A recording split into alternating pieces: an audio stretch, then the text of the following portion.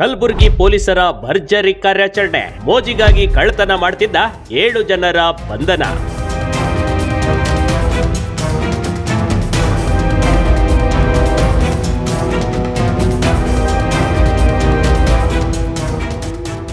ಕೆಲಬ್ರು ಒಂದೊಂದು ಕಾರಣಕ್ಕೆ ಸುದ್ದಿ ಆಗ್ತಾರೆ ಕಣ್ರಿ. ಆದ್ರೀಗ ಕಲಬುರಗಿಯಲ್ಲಿ ಯುವಕರು ಮೋಜು ಮಸ್ತಿಗಾಗಿ ಕಳ್ಳತನ ಮಾಡಿ ತಗಲಾಕಿಕೊಂಡಿದ್ದಾರೆ.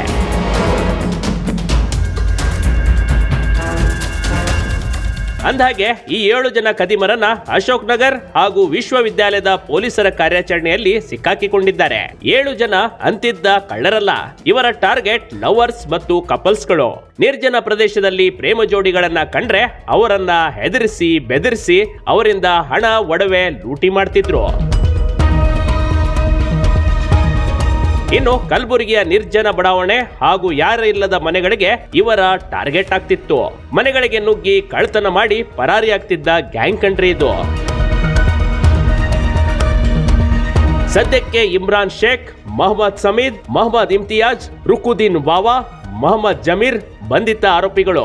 ಇವರಿಂದ 26 ಲಕ್ಷಕ್ಕೂ ಅಧಿಕ ಮೌಲ್ಯದ ಚಿನ್ನಾಭರಣ ಹಾಗೂ ನಗದು ವಶಕ್ಕೆ ಪಡೆಯಲಾಗಿದೆ. ತಮ್ಮ ಕೃತ್ಯಕ್ಕೆ ಬೈಕ್, ಕಾರ್ ಹಾಗೂ ಮಾರಕಾಸ್ತ್ರಗಳನ್ನ ಬಳಸುತ್ತಿದ್ರು. ಅವುಗಳನ್ನ ಪೊಲೀಸರು ವಶಕ್ಕೆ ಪಡೆದುಕೊಂಡಿದ್ದಾರೆ.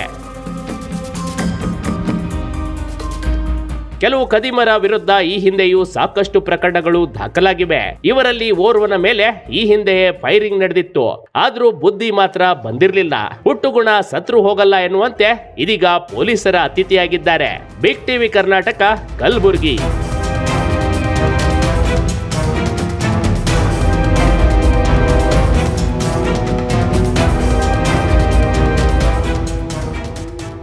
ಬಿಗ್ ಟಿವಿ ಕರ್ನಾಟಕ ಯೂಟ್ಯೂಬ್ ಚಾನಲ್ಗೆ ಈಗಲೇ ಸಬ್ಸ್ಕ್ರೈಬ್ ಮಾಡಿ. ಧನ್ಯವಾದಗಳು.